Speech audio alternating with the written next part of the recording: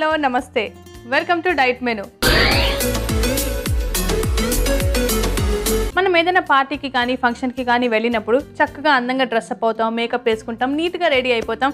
ఆ రోజు చాలా కాన్ఫిడెంట్గా కూడా ఉంటాం, ఎందుకంటే మన బ్యూటీ ఇచ్చే కాన్ఫిడెన్స్ అలా ఉంటుంది. కానీ ఆరోగ్యంగా ఉన్నాం అనుకోండి, అది ఇచ్చే కాన్ఫిడెన్స్ అయితే ఇంకా వేరేలా ఉంటుంది. అప్పుడు ఏ మేకప్, ఏ కాస్మెటిక్స్, ఏ గెటప్ ఏది అక్కర్లేదు.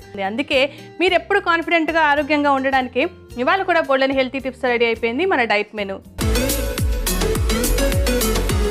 సో వారంలో మొదటి రోజుకి వచ్చేసాము. మరి ఇవాళ ఒక టాపిక్ తీసుకుని ఈ వీక్ మొత్తం కూడా డిస్కస్ చేసుకుంటాం, మంచి మంచి రెసిపీస్ కూడా చూస్తాము, బోల్డంత ఇన్ఫర్మేషన్ కూడా గ్యాదర్ చేస్తాం. కాబట్టి అసలు ఏం టాపిక్ తీసుకుంటున్నామో తెలియాలంటే మాత్రం రవలియా రావాలి. పిలిచేద్దామా?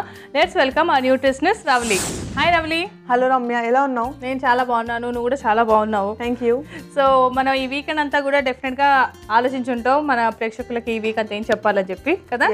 సో ఇవాళ ఫస్ట్ డే వచ్చేసాం కాబట్టి వీక్లో ఏ టాపిక్ మీద ఈ వీక్ అంతా డిస్కస్ చేసుకోబోతున్నాం. ఇవాళ లైక్ మన చుట్టుపక్కల ఉన్న వాళ్ళలోనే చాలా మంది ఈ ప్రాబ్లమ్ నుంచి ఫేస్ చేస్తుంటారు అనమాట. GERD, okay, gastroesophageal reflex disease. Okay, so అంటే గ్యాస్ట్రిక్ అనేసి అర్థమైంది, ఆ మిగతా మూడు నాకు అర్థం కాలేదు. కానీ గ్యాస్ట్రిక్కి సంబంధించి అంటే జీర్ణకోశకి లేదా దానికి సంబంధించింది గ్యాస్ట్రిక్ ప్రాబ్లమ్కి సంబంధించిన అయితే అర్థమైంది. అసలు బేసిక్గా దాన్ని ఫర్దర్గా డిస్కస్ చేసుకునే ముందు డీటెయిల్డ్గా అసలు గ్యాస్ట్రిక్ ప్రాబ్లం అనేది ఎందుకు స్టార్ట్ అవుతుంది, దేనివల్ల అవుతుంది? రమ్య, మన మీల్కి చాలా గ్యాప్ ఉండడం వల్ల చాలా మంది ఈవెన్ ఫాస్టింగ్స్ చేస్తుంటారు. అండ్ ఎక్కువ స్పైసీ ఫుడ్ తీసుకోవడం వల్ల, పెప్పర్ అలాంటివి, ఇంకా ఎర్లీ మార్నింగ్ టైంలో వైటమిన్స్ ఎక్కువ ఉన్న ఫుడ్స్ తీసుకోవడం వల్ల, ఒకేసారి లార్జ్ మీల్స్ తీసుకోవడం వల్ల, లైక్ వీటన్నిటి వల్ల ఈ ప్రాబ్లం వచ్చే ఛాన్స్ ఉంటుంది. అండ్ చాలా మందికి లైక్ ఇప్పుడున్న మన లైఫ్ స్టైల్ వల్ల లైక్ లేట్ నైట్ తిన్నెంబడే పడుకోవడం, అంటే చాలా లేట్గా తిని వెంబడే పడుకోవడం కానీ, స్మోకింగ్ చేసే వాళ్ళలో కానీ డ్రింకింగ్ చేసే వాళ్ళలో ఈ ప్రాబ్లం ఎక్కువగా ఉంటుంది. ఇప్పుడు మనం ఈ వీక్ తీసుకున్న టాపిక్ ఉంది కదా GERD, ఇందులో నార్మల్గా హార్ట్ బర్న్, యాసిడ్ రిఫ్లెక్స్ ఇవన్నీ వీక్లీ 2 to 3 times కానీ ఎక్కువ ఉంటే దాన్ని GERD కింద మనం కన్సిడర్ చేస్తాము. అదే GERD లాంగ్ టర్మ్లో అలాగే కంటిన్యూ అయింది అనుకోండి, దాని తర్వాత ఈసోఫాగల్ క్యాన్సర్స్లా కూడా కన్వర్ట్ అయ్యే ఛాన్స్ ఉంది. సో స్టార్టింగ్ జస్ట్ అసిడిటీ కదా అని చెప్పేసి వదిలేకుండా ప్రాపర్గా మెయింటైన్ చేసుకుంటే ఫర్దర్ కాంప్లికేషన్స్ రాకుండా మనం ప్రివెంట్ చేసుకోగలుగుతాం.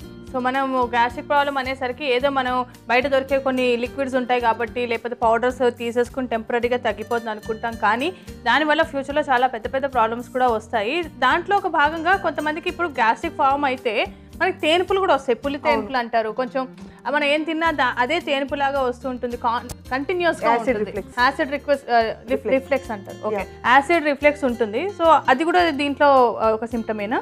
Actually that is a major symptom అనమాట. ఇందులో మన బాడీలో ఉన్న బైల్ జ్యూస్ కానీ లేకుంటే స్టొమక్ యాసిడ్స్ ఏవైతే ఉందో వామిటింగ్ అవ్వదు, కానీ లైక్ ఆ ఫీల్తో నాజియా ఫీల్ ఉంటుంది, ఆ పైకి తనుకొని వస్తుంది అనమాట GI ట్రాక్ట్లో. సో అది మనకి ఇలా పైకి తంతు ఉన్నట్టు ఉంటుంది, చాలా ఉక్కిరి బిక్కిరి అవుతున్నట్టు, చాలా అనీజీగా ఫీల్ అనీజీగా ఉంటుంది. లైక్ గొంతులో మంట ఉంటుంది, లైక్ కొద్దిగా ఫుడ్ తీసుకున్నా కూడా లైక్ ఎక్కువ ఫుడ్ తీసుకున్న మన ఫీల్ ఉంటుంది. అండ్ మింగడానికి కూడా ప్రాబ్లం ఉంటుంది, వాళ్ళకి ఇండైజెషన్ ప్రాబ్లం ఉంటుంది. సో ఆల్రెడీ అసిడిటీ ప్రాబ్లం ఉన్నవాళ్ళు కొంచెం ఇంకా మరి స్పైసీ దాని మీద స్పైసీ ఫుడ్ తినడం లేదా ఉపవాసాలు లాంటివి లేదా చాలా లేట్గా ఫుడ్ తీసుకోవడం లాంటివి చేయడం వల్ల ఇంకా దాన్ని మనం ఎక్కువ చేసిన వాళ్ళమే అవుతాము. దాని మీద ఇంకా ఏదైనా హెవీగా ఫుడ్ ఇచ్చేసరికి డెఫినెట్గా రిఫ్లెక్స్ అవుతూ ఉంటుంది, వెనక్కి అవుతుంది, మనకి ఎగదంతున్నట్టుగా ఉక్కిరి బిక్కిరి అవుతూ చాలా అనీజీగా ఉంటుంది. సో అవన్నీ ఫ్యూచర్లో పెద్ద ప్రాబ్లమ్స్ కింద కన్వర్ట్ అవుతాయి. అంటే భయపెట్టట్లేదు, కానీ ముందు నుంచి వార్నింగ్ ఉండాలి కాబట్టి మేము చెప్తున్నాము. సో ఫస్ట్ మనం ఇప్పుడే అనుకున్నాం కాబట్టి హెవీ ఫుడ్ కాకుండా ఏదైనా మైల్డ్గా ఫుడ్తో స్టార్ట్ చేసుకుందామా మరి ఇవాళ? షూర్ రమ్య. ఇవాళ మనం కీరా కోకోనట్ జ్యూస్ చేసుకుందాం. కీరా coconut juice, yes. Okay, so డెఫినెట్గా ఇంట్రెస్టింగ్ అండి. దీనికి డెఫినెట్గా చాలా హెల్ప్ అయ్యే ఉండాలి. కీరా అండ్ కోకోనట్ అంటున్నావు కాబట్టి దాని గురించి తెలుసుకుందాం. సో కీరా కోకోనట్ జ్యూస్కి కావాల్సిన పదార్థాలు ఏంటో ఒక్కసారి చూసేద్దాం. కీరా కోకోనట్ జ్యూస్కి కావాల్సిన పదార్థాలు: అరటిపండు ముక్కలు, కీర దోసకాయ ముక్కలు, కొబ్బరి నీళ్లు, తేనె, పంచదార. కీరా కోకోనట్ జ్యూస్కి కావాల్సిన పదార్థాలన్నీ రెడీగా ఉన్నాయి, మనం స్టార్ట్ చేసుకుందాం. సో స్టార్ట్ చేసుకునే కన్నా ముందు మనం ఇందాకే డిస్కస్ చేసుకున్నాం, మనకి కొంచెం ఉక్కిరి బిక్కిరి అయినట్టు, ఎగదంతున్నట్టు అలాంటి ఫీలింగ్ ఉంటుంది. సో అది ఇమ్మీడియట్గా తగ్గాలంటే ఏం చేయాలి? యాక్చువల్లీ చాలా మంది ఇమీడియట్గా తగ్గాలని చెప్పేసి యాంటాసిడ్స్ కానీ బయట దొరికే పౌడర్స్, సిరప్స్ అవన్నీ తీసుకుంటారు. అవి తీసుకోవడం వల్ల ఇన్స్టాంట్ రిలీఫ్ మాత్రమే ఉంటుంది. కానీ ఫస్ట్ మన డైటరీ హ్యాబిట్స్ మొత్తం రాసుకొని పెట్టుకోవాలంటే ఏది తీసుకోవడం వల్ల ఆ ప్రాబ్లం ఎలివేట్ అవుతుందో చూసుకొని అవి కంప్లీట్గా అవాయిడ్ చేసుకుంటే బెటర్. అండ్ కొన్నిసార్లు ల్యూక్వామ్ వాటర్ తీసుకున్నా కూడా కొద్దిగా ఇన్స్టాంట్ రిలీఫ్ కూడా ఉంటుంది. సో కరెక్ట్, నువ్వు చెప్పినట్టు మన యాంటాసిడ్స్ లాంటివి మనకి అవైలబుల్గా ఉంటే ఇన్స్టాంట్గా అయితే మనకి రిలీఫ్ ఉంటుంది. కొన్నిసార్లు ఏమవుతుందంటే ఇన్స్టాంట్గా తగ్గిన మళ్ళీ జస్ట్ ఒక హాఫ్ అన్ అవర్ 1 hour అయిన తర్వాత మళ్ళీ అదే ఉంటుంది. అండ్ మనం తీసుకున్న యాంటాసిడ్తో పాటు మనకు ఉక్కిరి బిక్కిరిగా అనిపిస్తుంది కదా. అలాంటి టైంలో మోస్ట్ ఆఫ్ ద పీపుల్ నేను చూసిన వాళ్ళు ఏంటంటే అయితే మనకి మోషన్ అవ్వడం లేదా వామిటింగ్ అవ్వడం లాంటివి కూడా అది కొంచెం కేసెస్లో చూస్తూ ఉంటాం. అలా కూడా అవుతుంది కదా. అంటే వామిట్ సెన్సేషన్ చాలా మందికి ఉంటుంది. అండ్ చాలా మంది లైక్ ఆ ప్రాబ్లం తట్టుకోలేక లైక్ కావాలని వాళ్ళంతా వామిట్ చేసేసుకుంటారు. అంటే ఫుడ్ మొత్తం వెళ్ళిపోతే ఆ ప్రాబ్లం లేకుండా ఉంటుంది అని చెప్పేసి వామిట్ చేసుకుంటారు. అలా కాకుండా నార్మల్గా అంటే మీల్కి చాలా గ్యాప్ ఉన్నప్పుడు మన స్టొమక్లో యాసిడ్స్ రిలీజ్ అవుతాయి. అండ్ మనం తీసుకున్న ఫుడ్ ఆల్రెడీ ఆ ప్రాబ్లం ఉన్న వాళ్ళకి రిలీజ్ అయిన యాసిడ్స్ నార్మల్గా పైకి వస్తుంటాయి కాబట్టి అంటే ఎక్కువ యాసిడ్ రిలీజ్ అయితే ఇంకా ఎక్కువ హార్ట్ బర్న్ కానీ యాసిడ్ రిఫ్లెక్షన్ కానీ ఎక్కువగా ఉంటుంది. ఓకే, అందుకని చెప్పేసి ఎక్కువ గ్యాప్ ఇవ్వకుండా కొద్దిగా లైక్ ఎవ్రీ 3 hours ఒకసారి 2 to 3 hours ఒకసారి కొద్దిగా తీసుకుంటే సరిపోతుంది. అండ్ ఇంకొకటి ఏంటంటే మనం చాలా వర్క్లో పడిపోయి ఉంటాము, మనకి మీల్ ఆటోమేటిక్గా చాలా గ్యాప్ వస్తుంది. అలాంటప్పుడు మనకు ఆకలి వేస్తున్నా కానీ ఏం చేస్తుంటారంటే ఏ టీనో ఏ కాఫీనో తీసి దాన్ని ఆకలి సప్రెస్ చేసేస్తాము.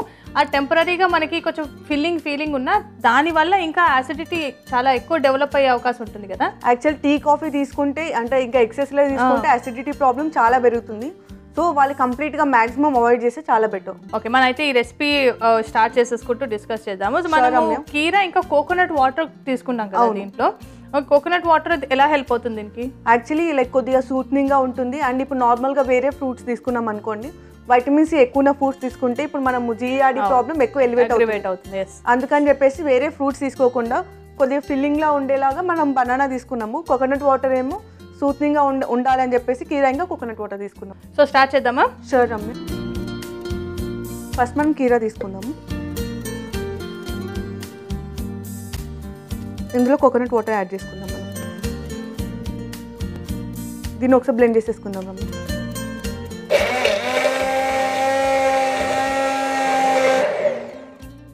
రమ్య ఇంకొద్దిగా వాటర్ యాడ్ చేసుకుందాము.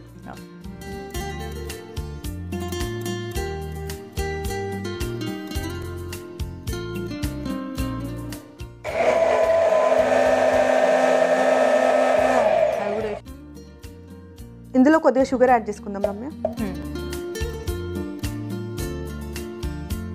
స్పూన్.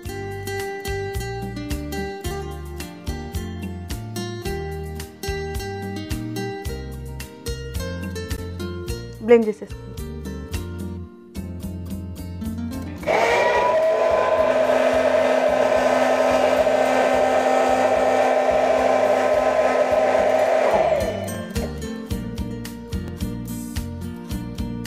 దీన్ని మనం సర్వ్ చేసుకుందాం. అందులోనే మనం బనానా కూడా యాడ్ చేసుకుందాం. ఓకే,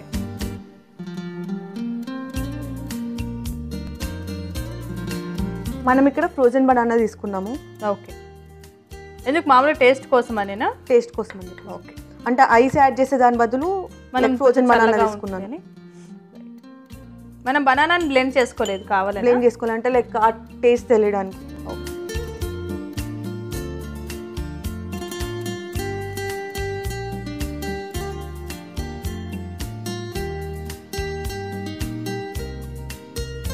ఇందులో పైనుండి కొద్దిగా హనీ యాడ్ చేసుకుందాం రమ్య.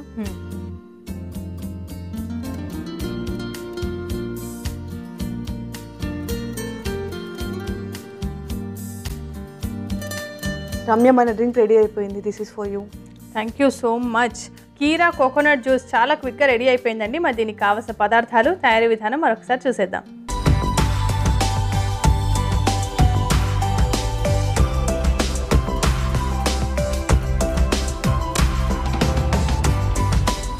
కీరా కోకోనట్ జ్యూస్కి కావాల్సిన పదార్థాలు: అరటిపండు ముక్కలు, కీర దోసకాయ ముక్కలు, కొబ్బరి నీళ్ళు, తేనె, పంచదార. కీరా కోకోనట్ జ్యూస్ తయారు చేసుకునే విధానం: ముందుగా ఒక బ్లెండింగ్ జార్ తీసుకొని అందులో కీర దోసకాయ ముక్కలు, కొబ్బరి నీళ్లు వేసుకొని కాసేపు బ్లెండ్ చేసుకోవాలి. తర్వాత అందులో పంచదార కూడా వేసుకొని బ్లెండ్ చేసుకోవాలి. తర్వాత సర్వింగ్ గ్లాస్ తీసుకొని అందులో అరటిపండు ముక్కలు వేసుకొని ముందుగా బ్లెండ్ చేసుకున్న మిశ్రమాన్ని వేసి తేనెతో సర్వ్ చేసుకుంటే టేస్టీ కీరా కోకోనట్ జ్యూస్ రెడీ. కీరా కోకోనట్ జ్యూస్ కి కావాల్సిన పదార్థాలు, తయారీ విధానం చూసాం కదా. ఇప్పుడు టేస్టింగ్ టైం. సో కీరా మనందరికీ ఇష్టమే కాబట్టి సో కీరా జ్యూస్ కూడా డెఫినెట్గా బాగుంటుంది.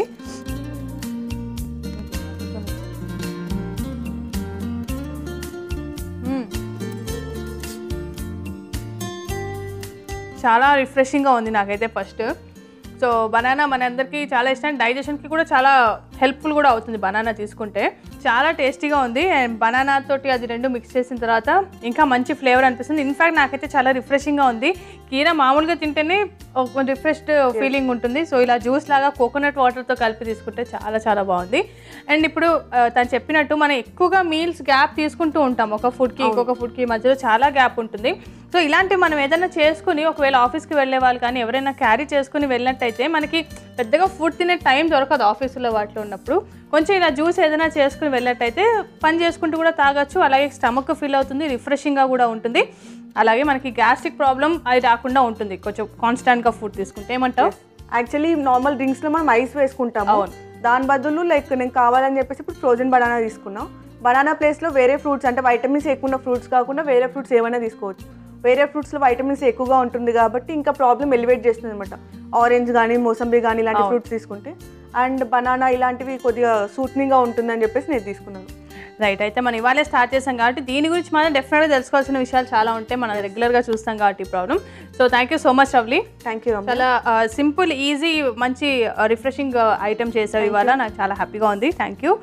సో చూసారు కదండి, మనం చక్కగా ఒక కీరా జ్యూస్ చేసుకున్నాం, చాలా టేస్టీగా ఉంది. అండ్ ఈ వీక్ మొత్తం కూడా మనం గ్యాస్ట్రిక్ ప్రాబ్లం గురించి, దానివల్ల ఇంకా ఎలాంటి సీరియస్ ప్రాబ్లంకి అది అవుతుంది, లేదా ముందు నుంచి ఎలా జాగ్రత్త తీసుకోవచ్చు, ఎలాంటి ఫుడ్ తీసుకోవాలి, ఎలాంటివి అవాయిడ్ చేయాలి, ఇది డెఫినెట్గా మనందరికీ చాలా అవసరం. సో మిస్ అవ్వకుండా ఈ వీక్ మొత్తం చూసేయండి. మరి రేపు ఇంకా బోల్డంత ఇన్ఫర్మేషన్తో ఒక మంచి రెసిపీతో కలుస్తాం.